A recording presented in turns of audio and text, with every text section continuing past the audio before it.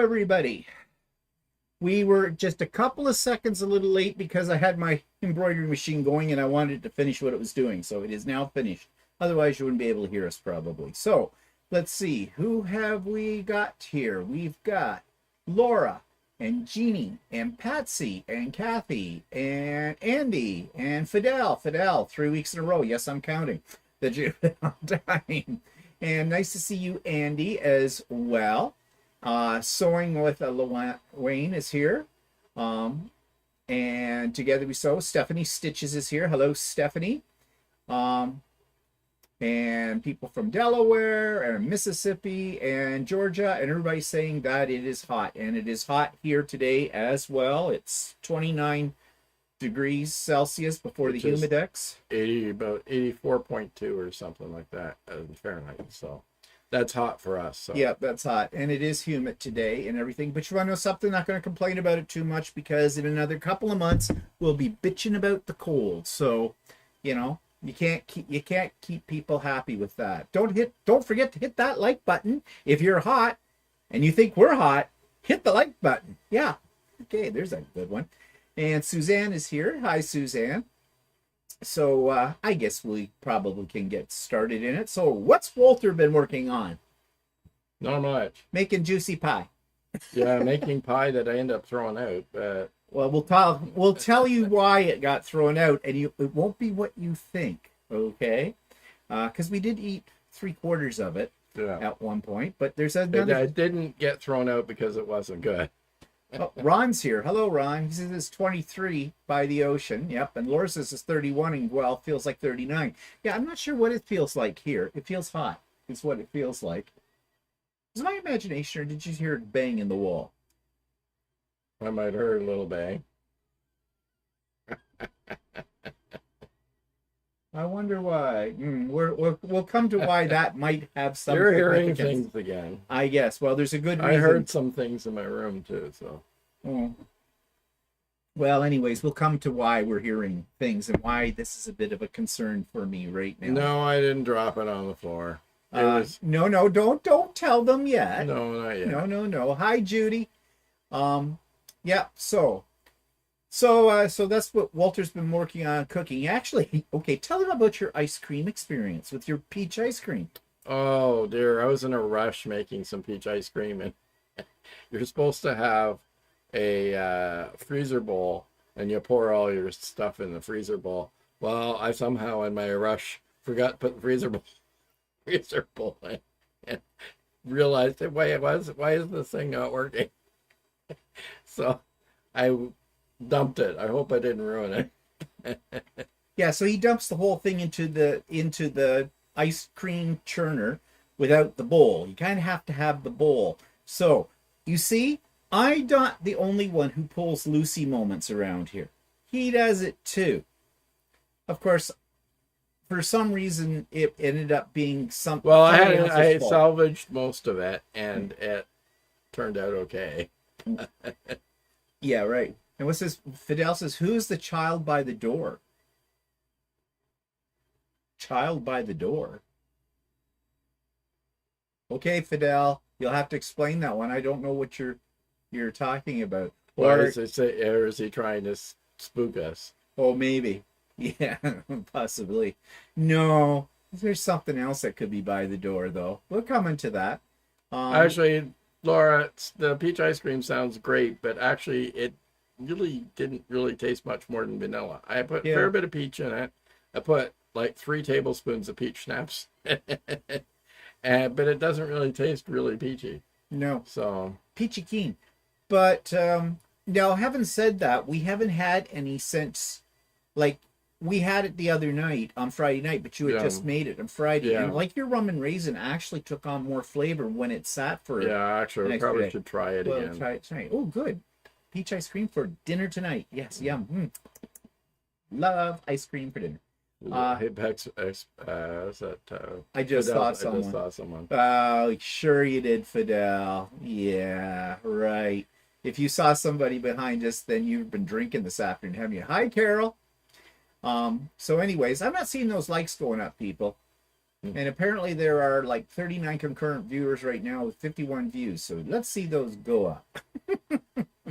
So anyway, so yeah, Walter's been doing culinary delights on things. Yeah, I was busy all day Friday getting ready for people over for dinner. Yes, well, we did have people over on Friday night. We had friends over. We mentioned this about a week or so ago that we were having a couple of guys over. The ones that we'd given one another quilt to, kind of a thing. But you know, we have never really socialized with them on a one-to-one basis, kind of a thing. We knew We they know were. them. We sort of knew them to see them, and we actually were invited to their place a couple of times in the last few years for a July 1st party, and we'd always talked about having them over or something like that, but we either never got around to it or COVID hit or whatever. So it was a good excuse to have them over when so they could get the quilt and everything like that. We had a very nice evening. We sat out in the deck. It was nice and warm, which is possibly one of the problems that we have now been having. I'm coming to that. It's tied in with the peach pie. It's tied in with the noises and all kinds of things like that. But I'm not going to tell you right now. I'm going to keep you in suspense. Let's get those likes up to about 30, and then I'll tell you about that. Okay. I'm trying something new here. Okay, I'm just seeing. What can you do? So, thank you, Stephanie. Stephanie says, gives them a thumbs up. And Sewing with Wayne says, I pulled an adult privilege act yesterday and had a 1.5 quart of cookies and ice cream for dinner. Yeah, that's my favorite meal right there. I'd love that. That would be okay by me. I wouldn't have a problem with that whatsoever.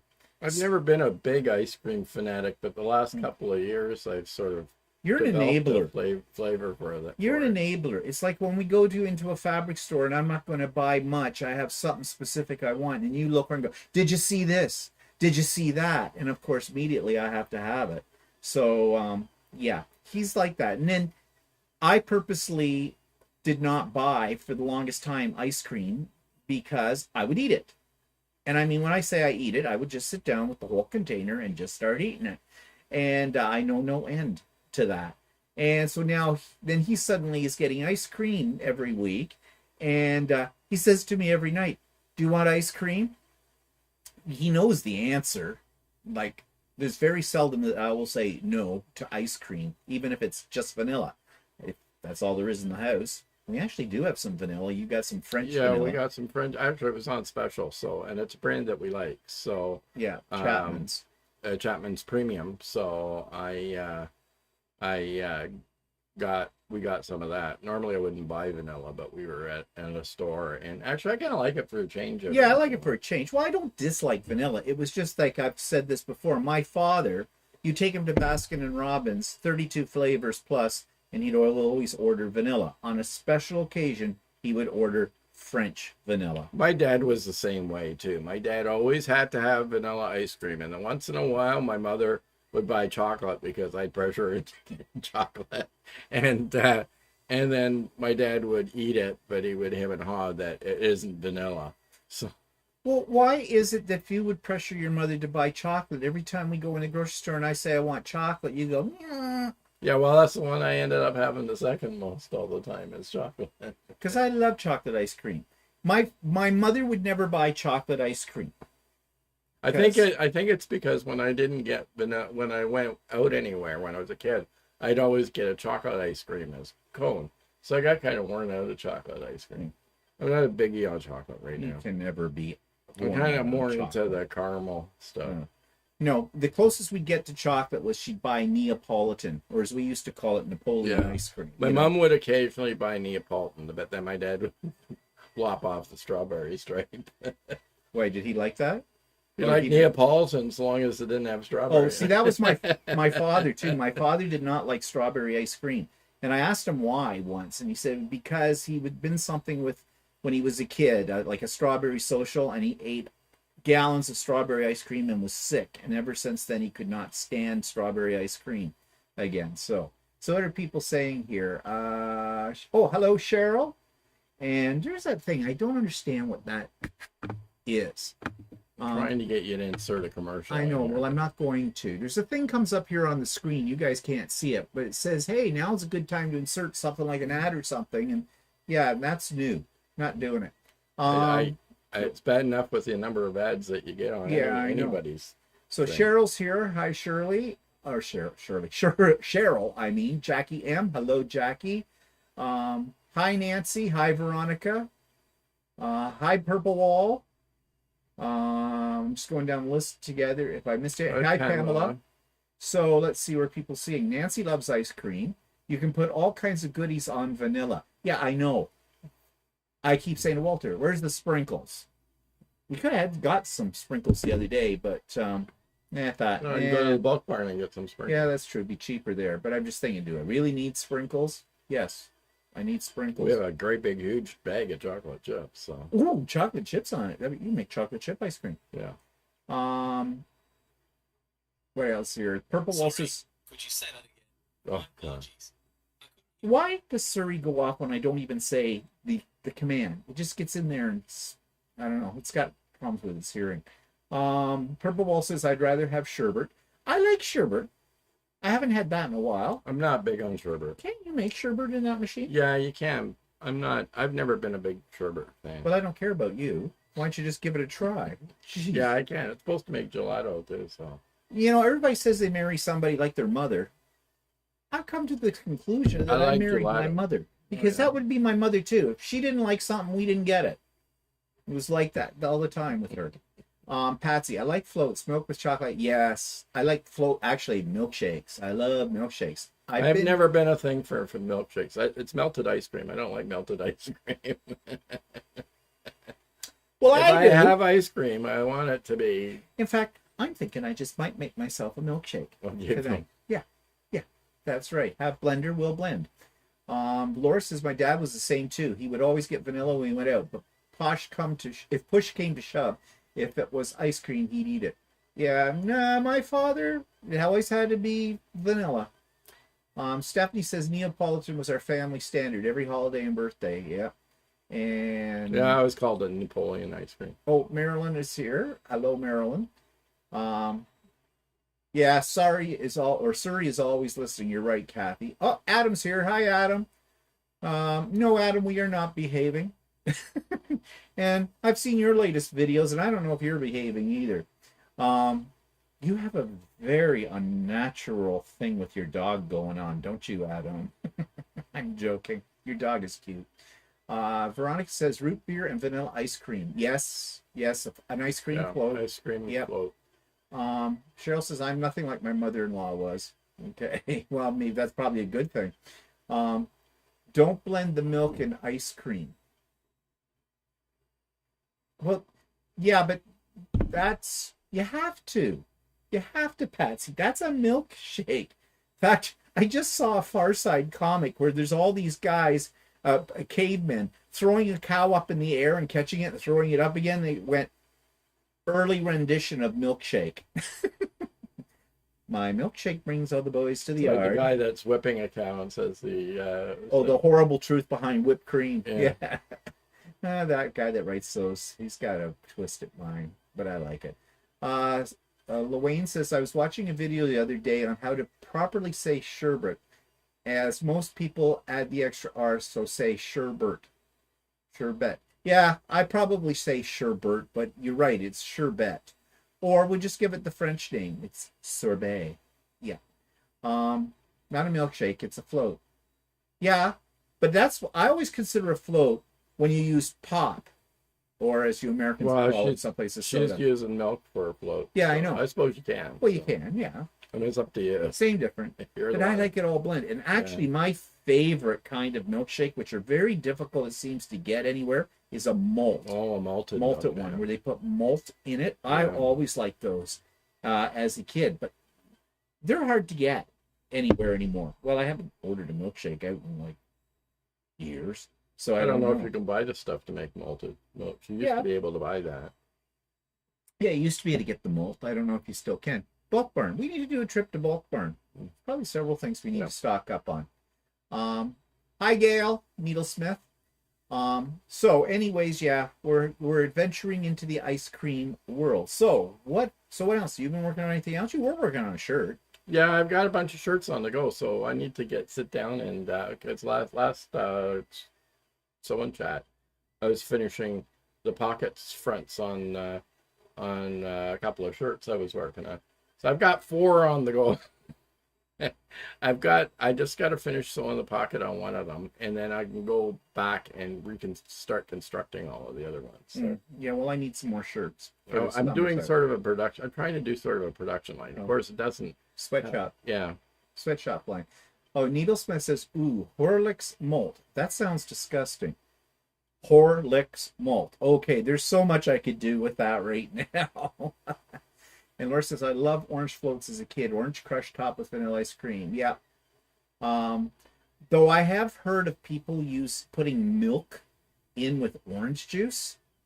And it sort of tastes like a creamsicle, if you know what those are. But I've had that before, and no, it gets sickening real quick. Thanks, Nancy. They're Walter's Creations. And Adam says, I've ordered some cafe to make hubby a shirt.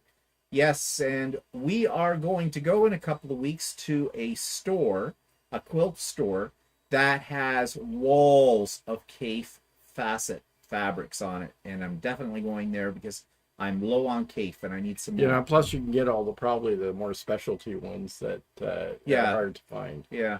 And Cheryl wants to know what type of fabric you use for your shirts.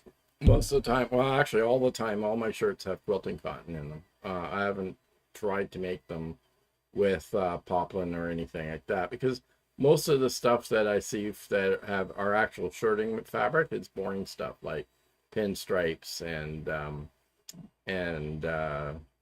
checks and stuff, and I'm trying to keep away from that. I like stuff that has a bit of a pattern. I mean, this particular shirt is a batik actually, and the one he has on is just regular quilting cotton. And I would like to get a hold of some cotton lawn and make a shirt out of there. There's another stuff that's called, it's really, really hard to get. It's called Belvedere. It's supposed to be nice to make a shirt out of, but I haven't seen it anywhere, so it may not be too easy to get. So yes, Laura, cafe is quilting cotton. Yes, it is quilting cotton.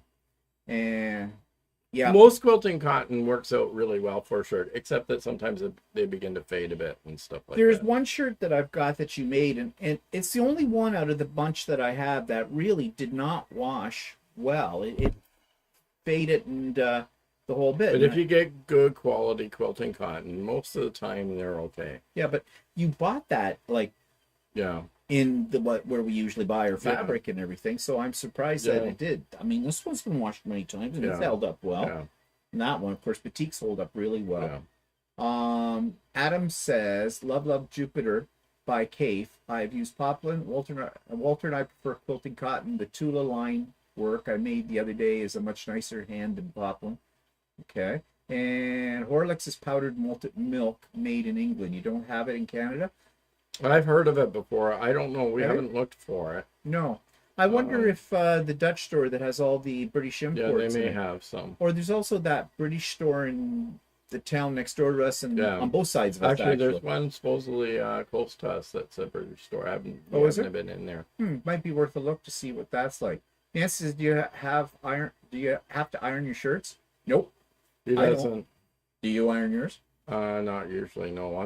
Unless it looks like it needs to be ironed. But, hi, Yvonne. But no, I haven't really. I never iron my shirts. Our dryer has a cool down cycle on it. So when you're drying stuff in it, in the last couple of minutes or so, it sort of keeps tumbling it, but it's cooled down, and that keeps out a lot of wrinkles on most things. Plus, I don't let stuff just sit in the dryer. I take it out immediately. Yeah, actually, you can't. If I let it sit in the dryer and I get wrinkle, I put it back in the dryer, and we have a steam dryer, so you can put it on steam and and that'll get the wrinkles out. No, it's against my religion to iron anything unless it's. And if you don't have a steam dryer, all you have to do is throw in a wet cloth in with the dryer, and it's the same effect. Marilyn says she bought some cotton lawn from Spool Flower and is paper thin, not wild about it for quilting. Yeah, I bought the last time I bought fabric from Spoonflower, it was their regular cotton, and I'm not sure what they call it. It has a little bit of a stiffer feel to it, I find. That might have to do with the fact that they're printing on it as well. It's digital printing, so I don't know if that makes a difference. I don't mind it, but I did actually buy some. I have some a little bit of one quilting cotton that's from made by Kaufman that I bought on sale, and but it's a pattern I don't really like for a shirt. But it is a very fine feeling fabric. It's it looks like it's very relaxed. mm, I think so. I don't know. I think it might be difficult to sew for a shirt, but it might also be. I'd like to know what it's like to wear it, type of thing. yeah, maybe I don't know. Laura says they get Horlicks in the international section of the grocery store. They found it in Zayres. Yeah, we don't have Zayres in this part of Ontario. I know what Zayres is though. Theirs is part of the Loblaws Corporation, Yeah. so we have superstores and no frills and regular Loblaws stores. So maybe we should look next time we're at the Yeah. superstore. See, I've never really looked for it because I've never. Yeah, or Never heard of actually, it. if we went to the Loblaws that's in Bowmanville, Yeah. Loblaws tends to carry more stuff Oh. than the the superstore? superstore. Yeah. Yeah. Okay. Well, we might check that out and see if we can get a little Horlick. So how much fabric does it take to make a man shirt? Good Well, I usually like to have at least 2.5 meters, and that's still too much. So, But when you're as skinny as we are, it takes less. but it's 45. That's because quilting cotton is 45 inches wide. If you have a regular type of shirting material, often it's 60 inches wide, so you need less of it. But I like to have at least 2.5 meters. Usually, I end up having 3 just in case I screw something up and I need to cut something else up. Yeah, But- you're right, Adam. Spoonflower is expensive, but you do get. I have designed my own fabrics back a few years ago, and they sit on Spoonflower. No one's ever bought them.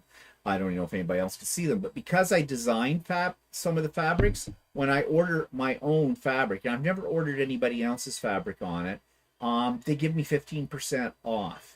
And actually, the last time that I ordered from them, I got a meter of like labels. I had my logo all put onto a meter so I can cut them out and put them on my quilts. And that was on their good cotton. That cost, the shipping was actually very reasonable. It was like $3.99 for shipping, American, but that's still like $5.50 Canadian or something like that, which I thought wasn't bad. Now, mind you, it did take 2 weeks to get it. Actually, maybe 3 weeks by the time it was printed, but I wasn't in any rush. But yeah, buying from them is kind of pricey, but you can often find stuff you can't find anywhere else, either on Spoonflower. So if you're looking for something really special, or different, you know, depending on what you're making, it might be worth the extra money. Of course, getting it over to the UK, I have no idea what the shipping's like for that. So probably more than what we pay here in Canada, even. It's expensive enough. You were starting to have a thought? Yeah, You no, remember? the Spoonflower fabric, from what I felt, the cotton that you get is a little bit coarse at times. Yeah, it's a little Yeah. thicker feel to Yeah. it. And I have made a quilt out of my own fabric design, and the quilt feels heavier and a little bit more Now you can get various different types of fabric on Spoonflower, but then Yeah. it ends up becoming quite costly Yeah. with the different depends types on of what you fabric. want. Yeah. Yeah. Um, Cheryl's asking about specific shirt pattern. I do these ones that I've made. It's a pattern called the Gosling. You have to look it up online. It's sold and marketed in several different areas. You can buy it as a PDF pattern and download the PDF. The original design of it is a Western shirt where it has sort of a V-type yoke on it, but you can the alternate part of the pattern is to make it a non-V yoke, which is what I do. And another pattern that I've used is Thread Theory. What's the name of the shirt? I don't know. I have to think. Men's shirt. Thread Theory pattern, and it's I can't remember the name of the shirt. Yeah. Anyway. Um, Hi, Marlene.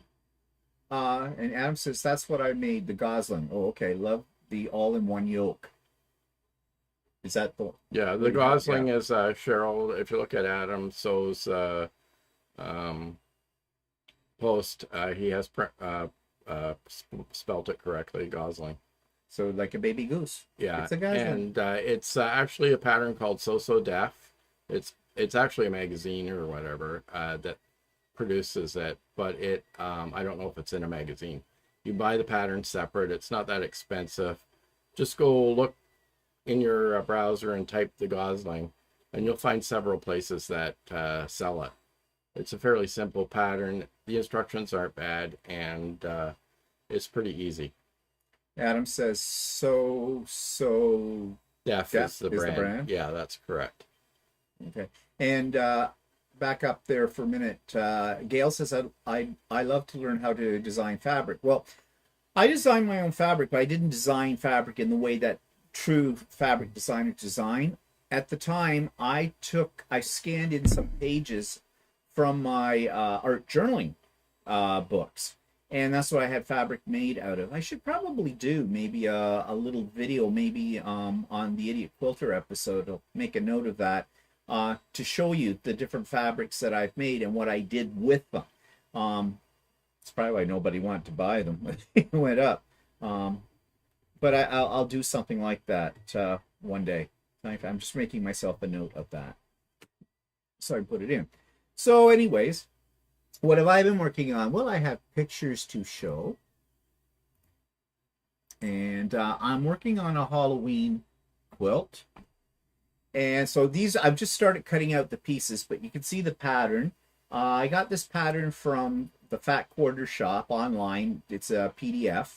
I just thought it was kind of interesting the way the bats are laid out on it. Lot of little pieces.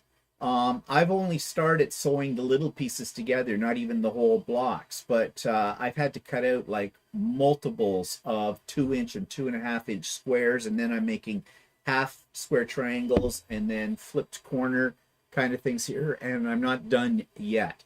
So there's more of those to go, but I think it's going to look kind of cool when I'm done with it. And I wanted something that was a little bit more than just, you know, a lot of Halloween quilts tend to be panels. People throw stuff on a panel and call it a Halloween quilt, which is fine, because I mean, after all, Halloween quilt, really?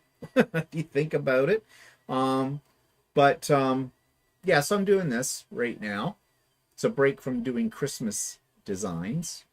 And where's my cursor gone? There it is. And my Gus the Gnome angels. Making a bunch of these. So I'm combining the worlds of 3D printing and my freestanding lace embroidery. And I think they're kind of cute. I don't know. I don't think Walter's impressed by much with them, but of course he wouldn't be. I have them in other colors too. In fact, there's a bunch of them printing right now on the printer, and I was making wings all day today in different colors that'll go on the back of them.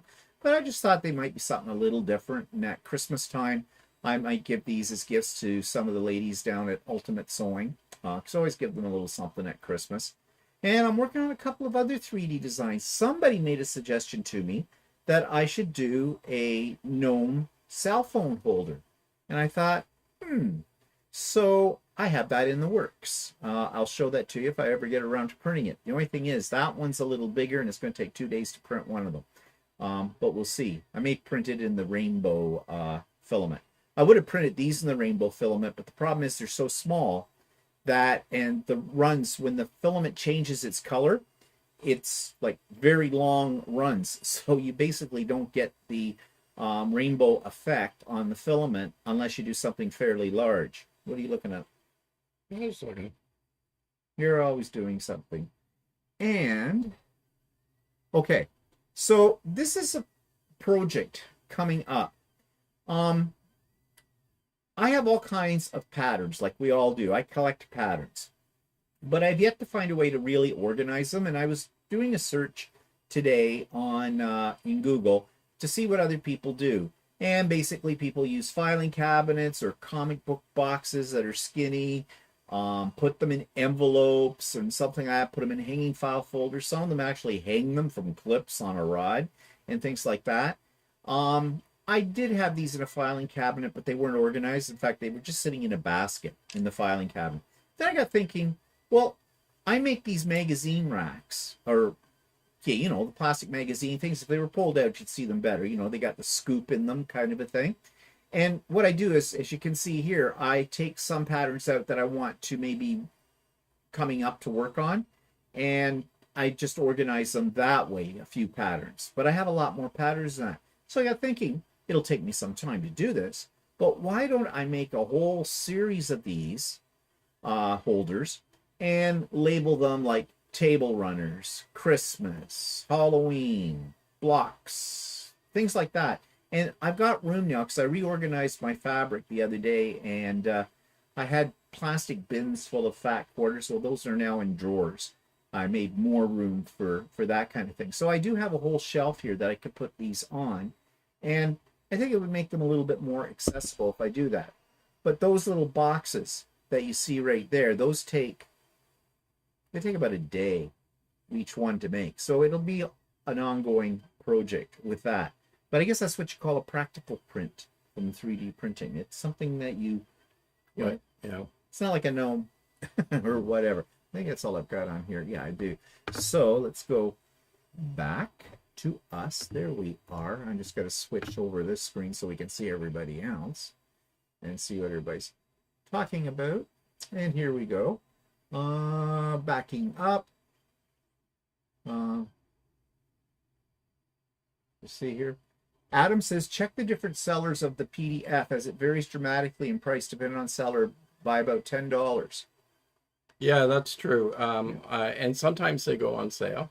You're talking about the shirt The patterns. shirt pattern, yeah. Sometimes they go on sale, so you can get different prices on different sites. So actually, it's really worthwhile. Adam also says the Jensen shirt, thread Yeah. carry. No, actually, it's the Fairfield. It's actually a long sleeve shirt, but you can make it into a short sleeve as well. And Jeannie says, I tried to buy your fabric, couldn't find it in spoon flour. Well, I'd have to look. I even have trouble finding my own fabric on there. When I first did it and put it up online there, I didn't really know what I was doing, how they set up their system. And so it may actually not be for sale. I thought I had clicked something that said that it could be. I'll have to look into that. So when I'm working with talking about these fabrics and on another episode of the Idiot Quilter, I'll also look into that and see if I can get that nailed down as well. Kathy says, can't wait to see your Halloween quilt finished. Marilyn says it's cool. Yeah, they're cute. That's, I guess you mean my gnomes. How did you end up doing the wings? Okay, so the way I did the wings are, I did them as, let me grab a set so you can see.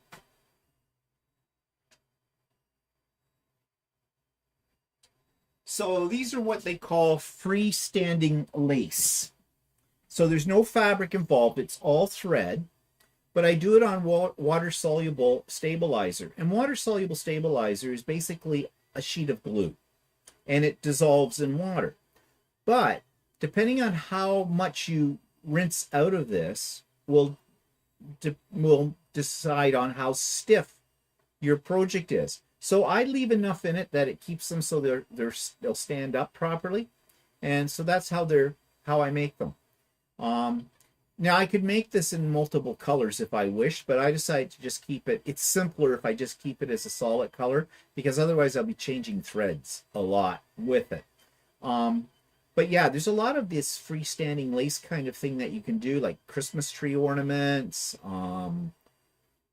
actually little three-dimensional like houses and things like that. There's tons of them. All you have to do is do a search on Google, put in freestanding lace embroidery, and they'll probably take you to OESD, because that's probably one of the biggest online stores to buy these things from. And there's lots of things you can do. And they're kind of neat because if you leave more of the water soluble in them, you can shape them a little bit. So if you want to, make a corsage, put it in your hair, wear it on a hat, stick it on your forehead, wherever. You can do that with them. And I have done some of those kind of things with it as well. You let them lay flat to dry. They don't take that long to dry. This one's been out for a couple of hours. It's pretty much bone dry now. So easy to do. Well, I'll be showing it, Kathy, when I get it finished. Yeah. Adam says, I know it may not be of use possible, but have you seen the freestanding embroidery pattern for the baby booties? A friend made them for her grandchild, and they are amazing. I haven't seen that one, but I'm assuming that they're being like there's something you would make maybe as a gift, and that you wouldn't be putting them on a baby. I wouldn't think, because they'd be kind of rough, unless, well, if you washed out all the water soluble stuff in them, though, I don't know. To me, though, but I could see now there's a potential for a pin cushion. And Adam, I saw the pin cushions you were showing that you were making of the chairs with the pin cushions in them. I got this idea that I could print off certain styles of chairs, small ones, on my 3D printer and then make them into pin cushions. But I've given up on that idea. I just didn't like how they were going to look. So, but anyways, yours are really quite cute. Hi, M. Let's see. Cheryl says, how much do those cost to make versus just buying them? The file things. Oh, the file. Oh, you mean the file? Oh, do you mean the embroidery file? No, file holders. Oh, the file holders. Actually, they don't cost that much to make because they don't. A lot of things on 3D printers don't use as much filament as you might think. They look like they do. But you have to remember, it's all extruded in very thin strands and that. Now, they're strong, but first of all, it's that size. You might have trouble finding that size because that's smaller than a standard one, like one that would hold magazines or something like that. A rough estimate, less than $1 a piece to make. Probably a lot less, more like about 50 cents. But it's the time, though. That's the only thing. Because they do take a while to make. So, you know, I just set up all 3 printers, maybe 3 at a time, and leave them overnight. And the next morning, if all's gone well, they're done. If things haven't gone well, then I've got spaghetti everywhere. Adam says... actually, Needlesmith asked about kind of paper. I just use standard inkjet or copy paper, whatever brand you're using, doesn't really matter. You get usually 2 different sets of PDFs.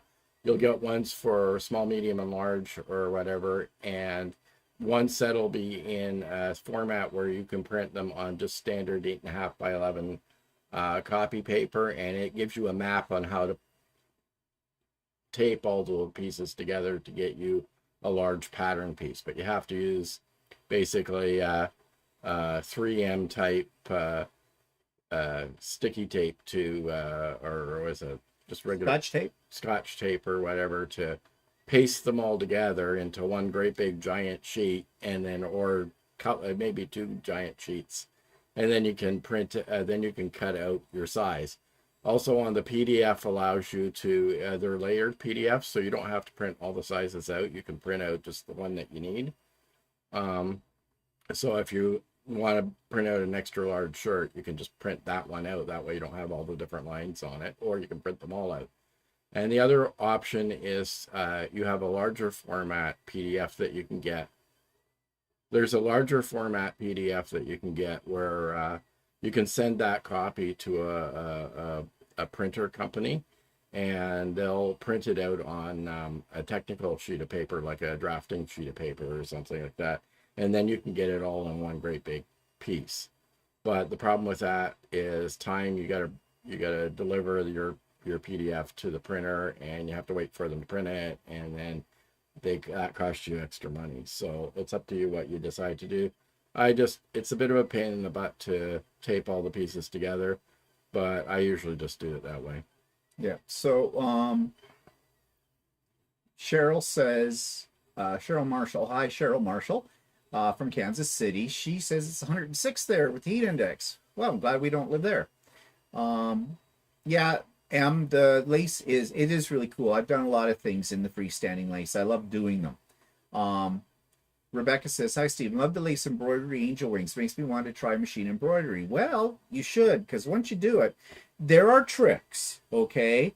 And there can be moments like today, I left the embroidery machine going, making one of the set of those wings, and then I could hear, machine's not running. It shouldn't have been done by, yeah, it came in. Yeah, I had a big bunch of thread that had caught down on the bobbin and it all wound around. That happens occasionally. You have to take your bobbin out. You got to unwind it all and fix it up. But and then I just started again. Not a big deal, but that does happen. There's a lot of things about machine embroidery, things that they don't tell you on other YouTube channels or on companies when you buy them. They make it sound like it's like plug and play, like so many things, and away you go. No, not always. There can be things that can cause you a little bit of grief with them. So, you start small, work your way up with it. Ask me how I know. Derek, hi Derek. Someone told me about a book called Quilted Gnomes for Your Home by Annie's Quilting. Think they bought it on Amazon. Don't know if it's good, but immediately made me think of me. Okay. Well, Derek, I do have a book called Gnomes. I got it from Amazon, and it might be the one you're thinking of. It's not called Quilted Gnomes, though. The one that I have, it's called Gnomes at Home or something like that. It's something to do with home and gnomes, and I have that book. And actually, I've made a few things out of it as well. And it has quilts in there and applique and things like that. Stephanie says, okay, what happened to the pie? Oh, you impatient little devil, you. Not yet. I'm going to make you wait for it. And Martha's here. Hi, Martha. So, moving on from all of that stuff, speaking of Stephanie, I'm going to be interviewing Stephanie Stitches, or We Sew Quilting with Stephanie Stitches. And we're doing that on Tuesday, so I hope you're ready for it, Stephanie. It should be great. I'm looking forward to that interview. What are you making a weird face about? Nothing. No, it's just your normal look, I guess. I don't know.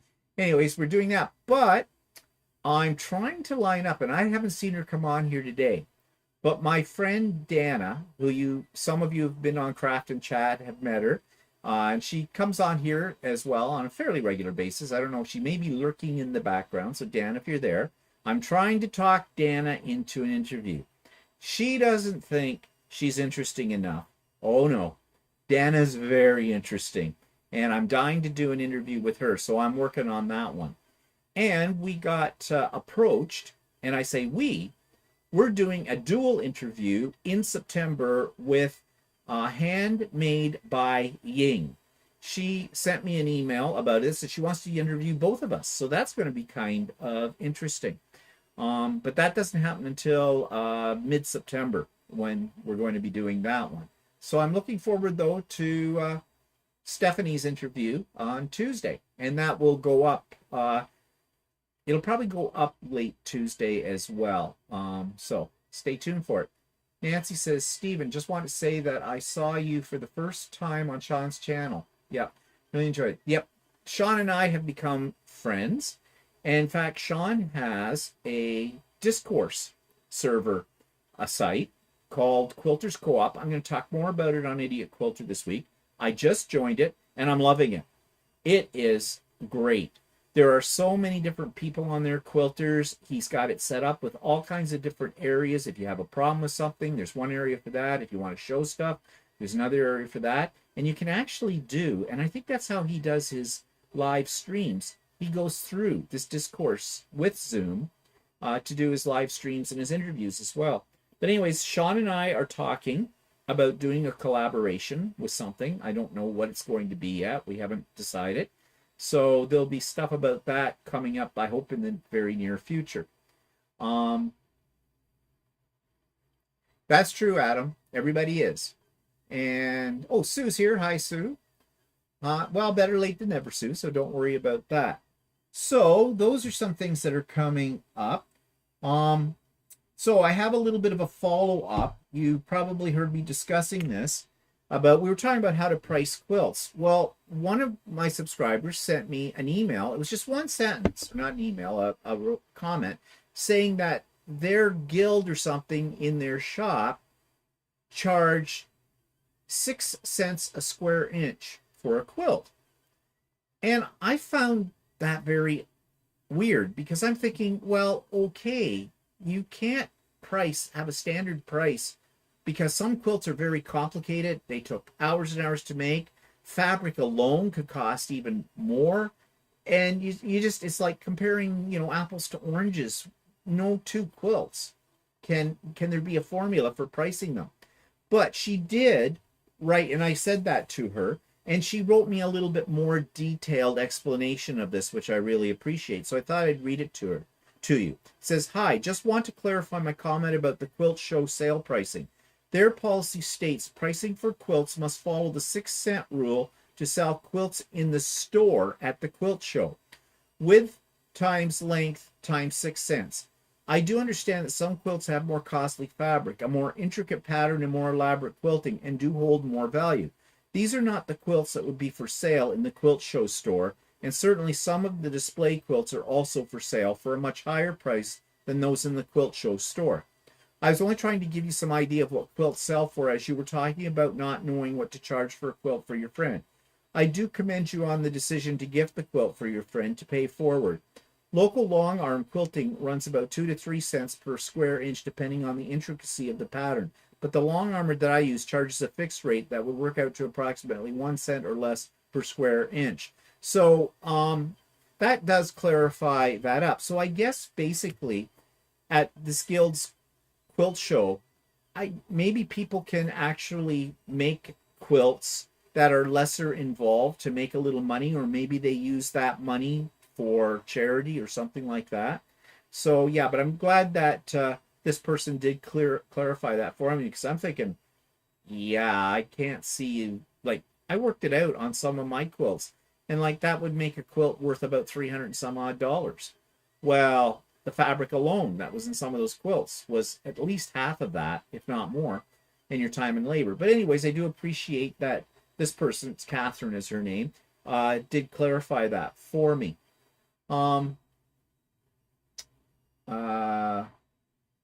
Let's see, what are people saying? Laura says, "I really like the interviews you do, Steve, but there are a lot of great creative people out there in the quilting and sewing world." Yep, and there's lots to be learned from them as well. And Luane says, "Thanks to Sean, I gained 14 subs overnight as he gave me a shout out in his last videos. I had to restart my channel." Yeah, I know, it's great for that. And yeah, so, but in the community on YouTube, what I'm finding with quilters who have, or even sewers who have a YouTube channel, everybody's willing to give shout outs to other people, to fellow quilters. It's a friendly community. And this Discourse server, which I'll talk about, as I already said, later in the week, is a great opportunity too for a lot of people who have YouTube channels to get it out there that, people might be interested in your channel as well. So yeah, I really appreciate what Sean has been doing. So we had our dinner. We're coming to the pie and more. Okay. We had the dinner with our friends on Friday night, and that was really nice. And it was warm enough. Well, it was very warm, actually. We sat out on the deck, and we were out there until about midnight, actually. We had a nice dinner. Walter did shish kebab with vegetables and things. He overcooked my potatoes, so we had mashed instead of nicely cut up cubed potatoes, but that was fine. They were tasty. And yeah, it was really a nice evening. Well, okay. We also had an uninvited guest, but we did not know that there was an uninvited guest. Yeah, not till last night. Yeah. So, guess what we had? So anyway, I'm getting ready for bed. Getting ready for bed last night, and I'm already in bed and I'm asleep. Yeah, well, we have an ensuite bathroom to the main bedroom, and then we have a bathroom down the hall, and it's right across from my office. And I just peeked my head around the corner in there, in the bedroom, just to make sure Spit it out. Just make sure everything. As I was walking to the bathroom, I heard a funny noise coming out of that bathroom, and A funny I noise kind of like what? rattling sound. A rattling sound. Okay. And I kind of knew what that sound might have been. We've So had experience. I carefully opened the door and had a look, and I didn't see anything right away. But then I walked over to the garbage can, and I saw a little brown bat in our garbage can stuck to the bottom of it. Which we kind of figured that I've had that happen before. Where Yeah, we're no stranger to bats in the house. we had a bat in the house before because and he's for some reason they end up in the garbage can. I don't know Yeah, why. it's It's garbage empty. can. It's an empty white garbage can that's oval. But we've kind of figured out today that they end up being in the bottom of it because they can't stretch their wings out at the bottom, So they can't get so flight. they can't get flight to get back out of it. So they sort of bounce around in there, right? Anyway, so I closed the door and I didn't even say anything to Steve. We've had them enough times that I closed the door and then I walked out and grabbed a tea towel and put it over top of the garbage can and walked out and sort of expelled him out. You walked out with the garbage can. Yeah, the garbage can out the front door and expelled them outside in there. Let him go from there. But I heard Walter going outside at front door, and it's 3 o'clock, 2:30, 3 o'clock in the It's morning. 2 o'clock in the morning. Was it 2 o'clock? Oh, early for you. And I'm kind of, what's going on out there? So he comes in and goes, so what were you doing outside? He goes, well, and he told me about the bat. Now, they bother me. It's not that I'm not deathly afraid of them, but you know, you're dead asleep and you sort of wake up and out of the corner of your eye, you see something go flap by, and they're fast. They're extremely fast. And then the rest of the night, you're wondering, was there only one or did he have a friend? Kind of thing. And where are they? They will not hurt you. They don't want to be in there any more than you want them to be in there. But, you know, you don't want that kind of thing flopping around. So after he let the bat out, and by the way, I don't know if I should tell them this, Walter went out on the front step and he wasn't really appropriately dressed for bat release. I figured it was 2 o'clock in the morning. It didn't really matter. He's not wearing any pants. Okay. Out there. Okay, hello, neighbors. What are you doing? Oh, I'm just letting out my bat. Okay, there's a comedy routine in that somewhere. Well, my t-shirt was long enough that I probably wouldn't see anything. Not that that would have thrilled anybody anyways, but I mean, so we did sort of do a little looking around the whole house so we're walking around, and on my kitchen counter, I see a little bit of black rice. We don't have black rice. That's bat poop that's on the counter. Just teeny little thing like that. And this is where the peach pie comes in. We had the peach pie uncovered on the counter, and I said, I don't want to take a chance eating it. Not that it looked like anything was in it, but we don't know. Maybe the bat wasn't partial to peach pie anyways. I don't know. So even if he lit on it or something. Yeah, so we threw the peach pie out. There's an abundance of caution. Yeah. So all day today, I've been wandering around the house looking in all the little nooks and crannies to see if anybody's having a little daytime nap, getting ready for night, because that bat had to have gotten in on Friday night when we were all sitting out on the deck and we were going in and out of our patio doors, and I was shutting the screen behind me. However, there were a few occasions when it didn't get really shut. And it wasn't that long, but it doesn't take long. And we have a lot of bugs at night in our area, and that's what these little brown bats, they eat. They eat mosquitoes and other little things. And he probably was dive bombing for one, and maybe something flew into the house, and he went right in, and we didn't see it. And then he was probably, because while the lights were on, they go and hide, and so he was probably sitting somewhere hidden in a spot we wouldn't be looking. I mean, last night when we were watching TV, we heard something downstairs, and some of my shelves fell off. and I'm wondering if he ran into. Yeah, something. we think Yeah, because I heard the noise and I said to Walter, "What's that?" Of course, I don't know, I didn't hear anything. And I said, "Well, I did." And I said, "I have a feeling I know what that sound is because a couple in this humidity, those shelves are light little plastic that are right behind Walter's head, and they're stuck up there with command strips in behind. But I've had a couple of them in the heat sort of thing let go and they come off the wall. But there were three of them on the floor, and it all come down. So I'm wondering if the bat was, because it was dark down here, he was like swooping around, like looking for a window to get out of or whatever, and maybe brushed against them or something like that. I don't know. It's a theory. I think the bats in our area mostly like just bugs. I don't think they eat fruit. But No, they're not fruit bats. They're just little brown bats. They just yeah. they eat their weight in Yeah, mosquitoes. actually, the one bonus thing is we had a rogue fly in the house, and it seems to have disappeared. So Yeah. we have a feeling you had a snack So before you actually, not bad. Don't need a fly swatter. Just let in a bat. It'll eat the if you get a fly in your house or whatever. But I'm not really willing to have a pet bat. Yeah, well, last year we had 3 in a row. Yeah, and we told that story at that time. And so hopefully this was the only one that got in. Yeah, We but might not know, but for some reason they seem to end up in my garbage pail all the time, or they end up, bathtub. or the bathtub. Don't really know, and it seems like the bathtub must be slippery enough that they can't. Yeah, they seem to have a problem getting out of the bathtub. Now the bathtub's big enough for their for them to get their wings going, but I'm wondering, I have no idea, if the bathtub, the bottom of the bathtub, if it's too slippery, and maybe they need to take a little running start. I don't know, and they're skidding. No idea what they do. And of course, last year we found one, face down in the toilet. And so he sort of had a watery grave. But yeah, I read a lot about these bats that we have in our area, and very few of them carry any kind of disease. Yeah. Because they're basically eat insects. That's all they do, right? So they don't get into eating any animals or anything like that. So they're just tiny little brown bats that fly around and eat insects. Yeah, these bats don't eat fruit. They just eat insects.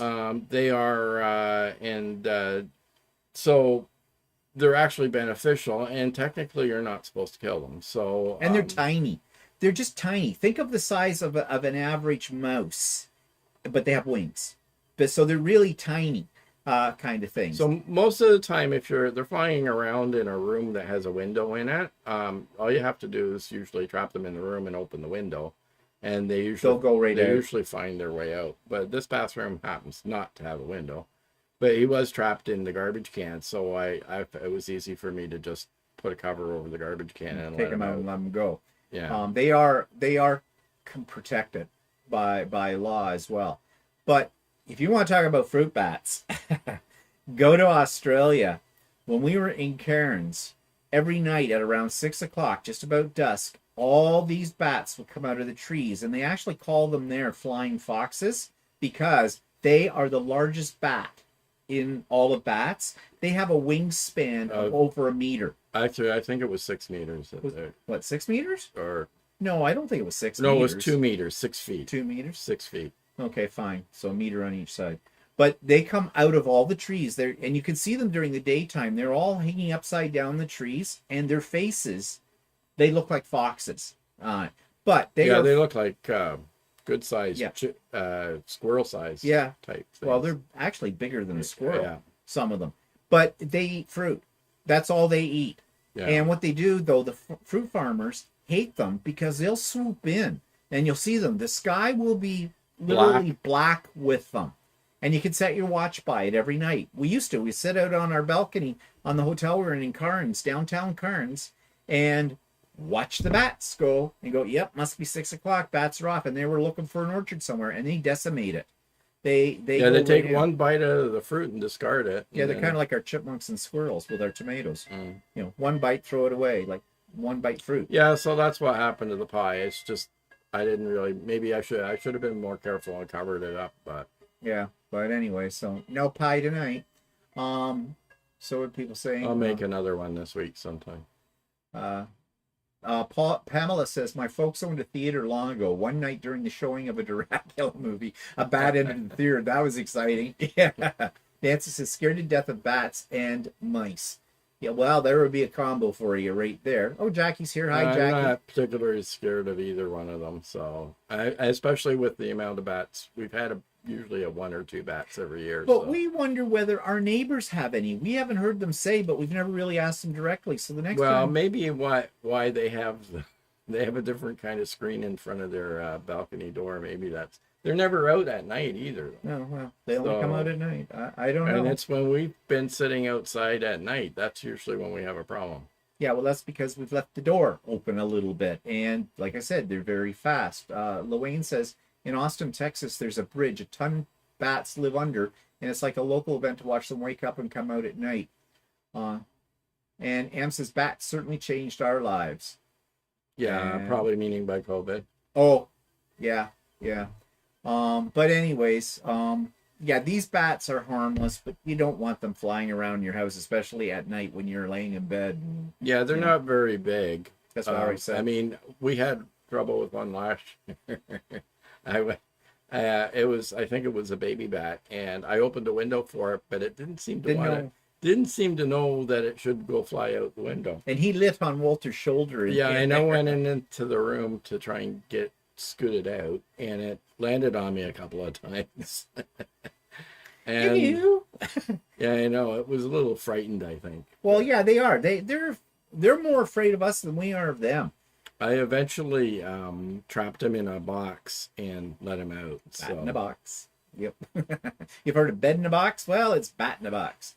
And the purple wall says, yeah, especially when you haven't covered the peach pie. Your over the cabinet lights must be on a timer. Oh, yeah, they just came on. Yeah, they are.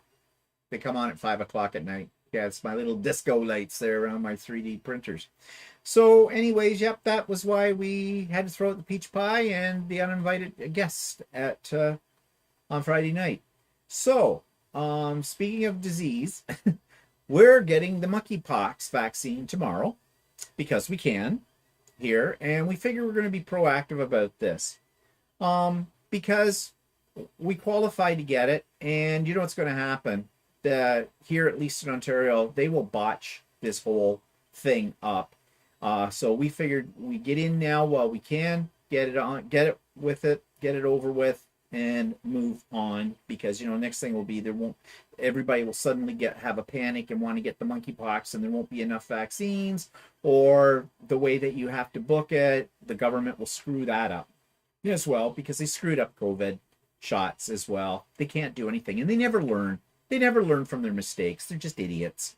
So yeah, tomorrow we're going to get the monkeypox shot or vaccine. Now we did have a little outing, and I made a little video of the outing. We went to a little town that's east of us called Orno. Has a population of like 3. They closed down their main street and had an antique market going on, or if you'd prefer, a lot of garbage. But it was kind of interesting. So I'm going to, hopefully this will work. I'm going to put a little video on here for you to see. So just let me get things set up here first for you. And it's got to go up there. And it goes there. And here we go. And I hope this works. Oops, no, I did the screen. Oh, you have to press play? Yeah, I do have to press play, but it's not showing up on here. Yeah, I'll take it. So, we're in the little hamlet of Orno, and there's supposedly an antique street thing happening, so we thought we'd check this out and see what it's all about.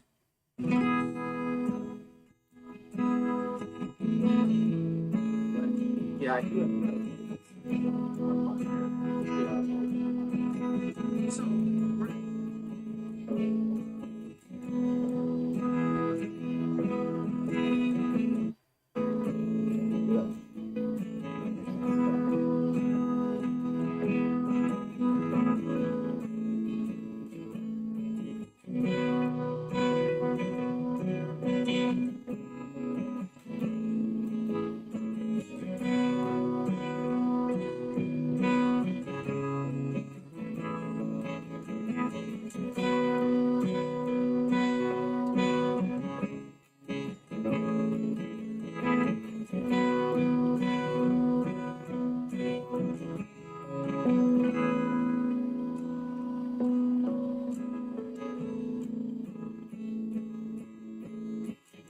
getting dizzy. Keep your thoughts to yourself. I was trying to jog around people.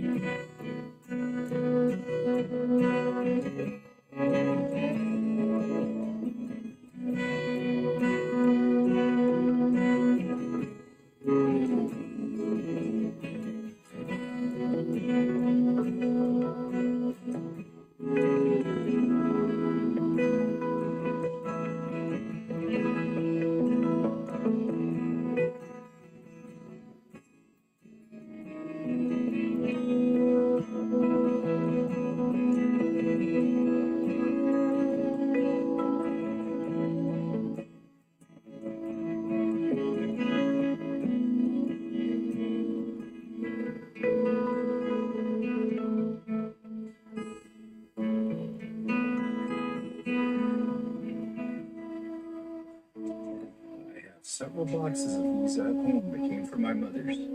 And these prices do not reflect what she spent on them years ago. This is a fraction of what they cost then. So that just shows you these are not very much collector's items anymore. My mother always thought she was going to get a lot of money for them someday. And that was our exciting sojourn to the Orno Street Antique Market. Just a thrill. All the junk you could see for miles around. So that was our little adventure yesterday. We didn't buy anything. And what are people saying here? Just looking here, trying to catch up. Oh, Adam has bats in their ceiling. They sound like ducks flapping their feet. Splat, splat, splat. They go, okay. Bats in the attic. Are you close to St. Mary's? I have family there. Well, Jackie, we're coming up to that. We are going to probably be going to St. Mary's because that's where the K Facet store, it's called Heglig or something like that. We have yet to figure out how to pronounce it. If you saw So Chatty on Friday, when we put it up on Friday, we talked a little bit about our London trip that's coming up. We'll talk a little bit more about that in a minute. Here in Ponchatoula, we have these, often we call them trade days. I love them. And Laura, yeah, Laura's closer to St. Mary's than we are. Oh, thanks, Laura. And Nancy says, I'm claustrophobic. Yeah, so am I. It was a little tight in there as well. Em says in Taipei, we have many stores selling antiques they bought from these markets. I recently hooked up on it. Yeah, we're not really antique people. But we went because it was something to do yesterday. And also the people we had over for dinner on Friday night, they were talking about it because one of the two of them is kind of into that stuff. And I found out later in the day that they had been there when it first opened up in the morning. We didn't go until after lunch. And I guess he bought a few things. So I'm not sure what they bought, but next time I'm talking to him, I have to ask and find out. But anyways, I thought we'd just share that with you so you could see something different from our faces. So we have, as I said, we've finalized our plans for our trip to London. Ontario. And if you saw So Chatty, we talked about, I've picked out 10 fabric stores I want to go to that are in that area as well. And one of them, of course, is in St. Mary's, a town not that far from London that has a whole lot of K facet fabrics in it. So I intend to buy mucho fabric. Okay. There you go, Fidel. I spoke Mexican. Mucho fabric. And yeah, we're just going to go and have a good time. I hope the weather's half decent and we'll see what's going on. And we were talking at one week about Len's Mills stores, and we weren't too impressed with them. They're kind of a, I don't know what you want to call it. They're a fabric and crafting sort of outlet. And we've only been to one before, and that was in Toronto. And it was, like I said at the time, very grubby. You came out of there and you needed to have a shower immediately. But I have been told by other people, and I think, Laura, you might have mentioned this, because I know there's a Len's Mills up by you, that it's not so bad, the one in your area. So we're going to go to one. There's one in Woodstock, which is another place on the way to London, that and there's several fabric stores there as well that we want to check out. So we may go there and just give it another chance and see what they have. I'm not expecting a lot from that, but we'll see. I mean, we've only experienced one once before, so we'll see what that's all about. So what else? Oh, okay. So you know that there, just before COVID hit, we had planned to go on a river cruise in Europe. Where was it going to? It was going to Budapest, wasn't it? Yeah, no, it was Amsterdam to Budapest, yeah. Yeah. And of course, that got canceled, and we lost $10,000 on that, and we went through all of that stuff. Well, Walter saw something today online. What was it? That people were... Yeah, apparently I noticed that France was having a bit of a drought. So I thought, I wonder how the river's doing. Well, the river's not doing so good. The rivers in Europe, the Rhine and the Danube both. I think the Rhine is close to being shut down because of it being very low, and the cargo ships can't pass. And I think the Danube is also pretty low as well. So a lot of these river cruises can't navigate the waterways if the water is too low. And what they'll end up doing is putting you on a bus and shipping you around by bus. So the river cruise ends up becoming a bus tour, which that's not what people pay for, because it's pretty expensive bus tour if you're spending a lot of money on something when you thought you were getting a river cruise. And I saw some comments that some guy was complaining that he had booked this and a similar one, Amsterdam to Budapest on Viking. And 2 weeks before he was supposed to go on the cruise, he contacted them and found out about river water, and he was trying to get his cruise postponed till 2023, and they wouldn't do it. So, no. See, for us, they would have given us a credit for a future cruise, but at the time we thought no. Yeah, they said they would have given us a full credit for a future cruise, but we would have had to use it by the end of 2022. If we didn't use it by the end of 2022, they would then give our money back, right? But of course, in the time we booked it in 2019 and paid it full at the beginning at 2020, so by the time 2022, end of 2022 rolls around, our money would have been devalued, type of thing. And the other thing is I didn't know for sure if the company would stay in business, or if for some reason they would try and roll that credit over after 2022 and change the rules again and give us the credit for like 2023 and 2024 type of thing.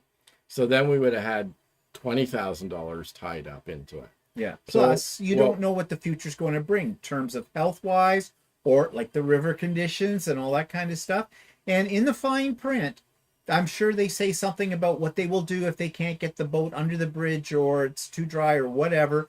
And I've known several people who've been on river cruises, and that's exactly what happened to them, and it turned into a bus tour. Well, I'm sorry, I'm not paying that kind of money for a bus tour. So what we ended up doing is we were within the time frame where we could cancel it and get 50% back. And the rest we could try and claim through our insurance. And we had insurance. We had insurance, and we tried to claim it through insurance, but they wouldn't give us the money back either. So I could have tried to get a credit from them, but but we ended up not pursuing it, and took the loss. And because they told me that if I was going through insurance, that they wouldn't give me a credit. So so they screwed us. Basically, they screwed us over. Yeah. And we'll never, ever consider doing a river cruise again. And for that matter, we've been on a lot of ocean cruises, and I don't think we're going to do another one of those again, because they're screwing people left and right, too. Everything that's around. Yeah. Now, Pamela says she had read this about the Viking cruise, too. She's done 2 of them, and they were wonderful, but not now. Well, you want to know something? I don't want to take the chance. yeah, I don't want, because, like, first of all, my opinion of all of this is this. River cruises and regular cruises, they're companies. They don't care about you. They're out to get the big bucks. It's a lot of money you're spending on it. The ocean cruises, well, you don't really have to worry so much about the ocean drying up. Okay, so, you know, that is probably a safer bet. we have been on ocean cruises where, because of bad weather, they've had to alter our or they don't itinerary. get into ports, and that was happening during COVID. There's certain ports not letting them in, and that kind of thing. I think that's changed now a little bit, but still. But the river cruises, no, I'm sure they would be nice, but I don't want to get on there and find, like what some of my friend of mine found was, they were on for one stop. Then they took them all off the boat, put them on a bus, took them to a hotel at the next stop because the water was too, I think at that point, was too high. They couldn't get the boat under the bridges that were there. And the rest of their cruise was not a cruise. The rest of their cruise was a bus tour. The food at the hotel, the accommodation at the hotel was not equivalent to what they paid for on the boat. Now, I think they were offered some rebate on that, but no, not going to take the chance with it. Yeah, not only that, there's it's one thing that I've learned is I'm not going to outlay a large financial commitment to any trip for a future trip type of thing. And right now, if we were to go on another trip, we'd consider something where there isn't a large financial commitment up front. Yeah.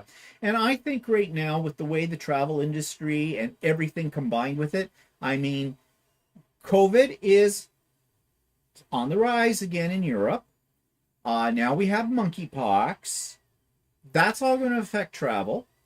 The airlines here in Canada and the airport, especially in Toronto, are still trying to sort out what they were doing, and it's been a disaster with all of that. So, and then these travel companies are trying to push the idea, because of course they want to make money. They're a business, right? They're pushing, oh yeah, it's okay, you can travel now, it's going to be great, it's going to be wonderful, it's just like the old days and that. It is not. So I think the only way you can guarantee, and it's no guarantee at all, of having a decent trip is get in your car and drive there, which is very difficult if you're going to Europe, okay, for one thing. But what I'm saying is, you cannot trust the travel agencies. You can't trust these travel companies. They just want to get your money. And once they have your money, that's it. You're not going to get anything back on it. So I'm not willing. Well, I'm glad we ended up doing what we did, because at least we got the money back. Half of it. Got some of our money back before we went, and given the current situation right now, didn't really want all our money tied up till the end of this year, or even beyond. So, but you know what's really scary on a much bigger and global scale than just about travel? What COVID has revealed to us? COVID has revealed to us that the world's infrastructure sucks. And there is nobody out there people who are tasked with the job of keeping the infrastructure going. They don't know what they're doing. Nothing. And this extends beyond travel. This even extends into the medical community as well. They haven't got a clue.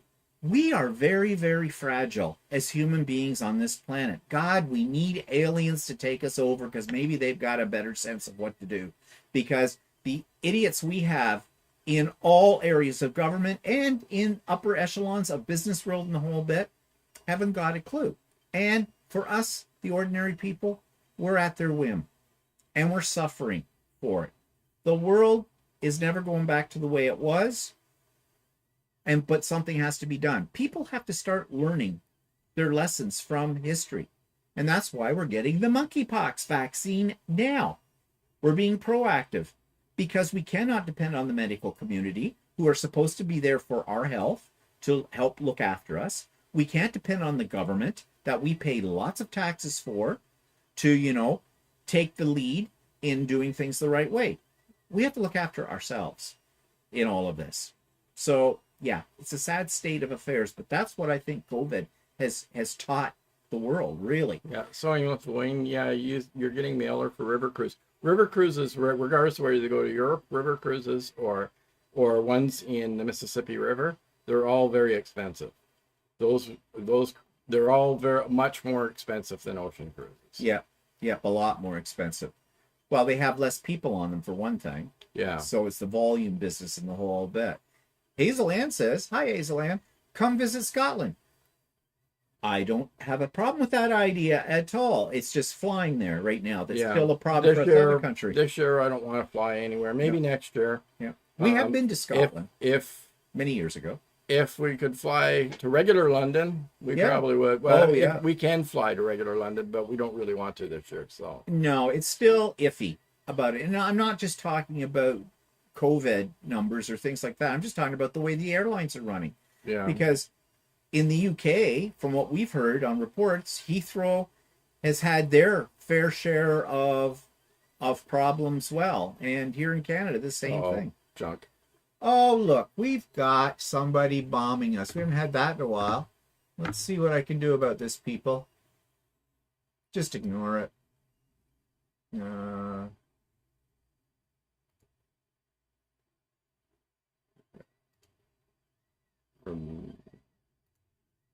What about hide user from this channel? Let's see, that may. This moves okay, so that should get rid of those lovely things there. Cheryl says that she went to Scotland in March and loved it. Yeah, well, nothing wrong with Scotland.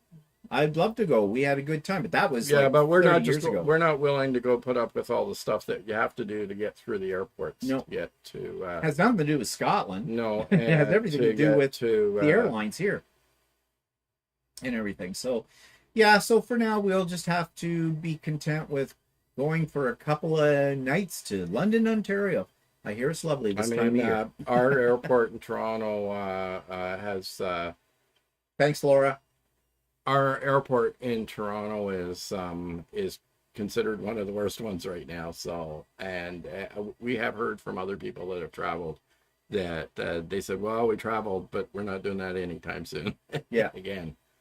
Yeah, so... Yeah, but, I know everybody is desperate to get out there and travel and see the world because, it sort of represents a return to normalcy. But to be honest, I think if anybody is planning to travel anywhere outside of their own country right now, that they should be, very well prepared to expect the unexpected. Because it can happen in a flash with it all. And I'm just not willing to take that chance, So, yeah. But anyways, we shall see. Well, anyways, I think that's it for today. And everybody, actually, Walter is going on Saturday. He's got a sew day with his sewing group. No, Kathy, we're going to London, Ontario. Yeah, London, Ontario. Not London, Canada. Yeah. Yeah, I wish we were going to the other London. Yeah. Yeah, we've been to London, England many times. We love it. And like it. So. But not this year with it all. And next year, actually, I'm thinking of going to Halifax, the East Coast, because the Canadian Quilters Association is having their annual biggie there. And I wouldn't mind doing that. But actually, we're gonna have to start planning that now, I think, Yeah. because hotels will fill up real quick. So we gotta look into that probably this week, actually. But You anyways, mentioned that the other day and I forgot. yeah, I know. So get on that, will you? Yeah, Barb, no place like home. I I would love to travel, but the cost for single person outrageous. We have to pay twice the price. Yeah, I know. Yeah, I know it is. They really get you as a single person. Walter goes away and you have a Zoom day. Well, Judy, funny you should say that because he just told me about it just before we went on air today on Saturday, and I said, well, maybe then if you're not going to be here on Saturday, then maybe I'll have a pop-up sew day. But I said to him, well, if he's having a sew day, and this is the guy who teaches the classes online that Walter goes to, I said, well, can anybody go to this? So he said he thought so. So I'm thinking I'm actually going to go to this thing as well. They'll all be sewing their clothes. I'll be sewing a quilt, working on a quilt. I don't know for sure yet. He's going to check with the guy who runs this just to see if that's okay. If it's not, then maybe I will consider a pop-up sew day. I haven't had one yet this month, but there's still lots of days left in the month. I can still have them, but we'll see. We'll see. Not making any promises one way or the other. Okay, so we're going to say goodbye, and thanks everybody for joining us with us today. And yeah, watch for the other videos that'll come out next week, and have a good one. And we'll talk to you later, and I hope you don't melt in the heat. So say goodbye, Walter. Goodbye. Have a good week. Bye, all. Yeah. Bye-bye.